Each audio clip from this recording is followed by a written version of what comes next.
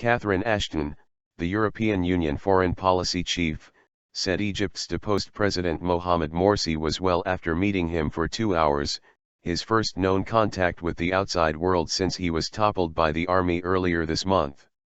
In a press conference on Tuesday, Ashton said Morsi has access to information, in terms of TV, newspapers, so we were able to talk about the situation.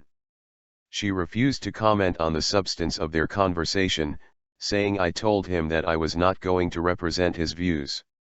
Morsi has been held incommunicado since the military had removed him from power on July 3. Egypt's authorities say he is being investigated for charges including murder, stemming from a 2011 jailbreak when he escaped detention during the revolution that toppled longtime President Hosni Mubarak.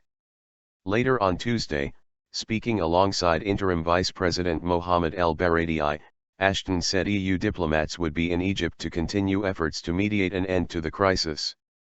I will come back, she said, adding it was up to Egyptian politicians to make the right decisions. El-Baradei said he was optimistic sit-ins by the Muslim Brotherhood, which is protesting against the army's overthrow of President Mohamed Morsi, could be ended peacefully. Once we contain the violence that is taking place, then there will be room for a peaceful way to disband the demonstrations in different parts of the country and go into a serious dialogue, he said. The political turmoil has divided Egypt, with hundreds of thousands taking to the streets in rival rallies for and against military rule. Tension increased further after scores were killed at a rally in support of Morsi in Cairo on Saturday. Protesters warned.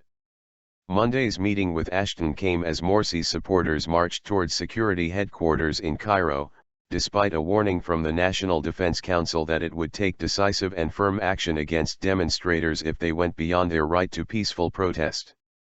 The marches began after supporters of Morsi broke their Ramadan fast.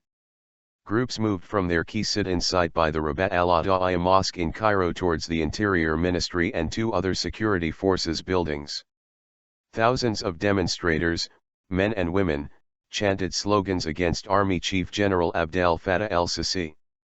Earlier, the anti-coup alliance of groups protesting against Morsi's removal also called for a massive turnout for demonstrations on Tuesday. They urged Egyptians to go out into the streets and squares, to regain their freedom and dignity, that are being usurped by the bloody coup, and for the rights of the martyrs assassinated by its bullets. Ashton also met el-Sisi, interim president, Adli Mansour, and representatives of the pro-Morsi coalition.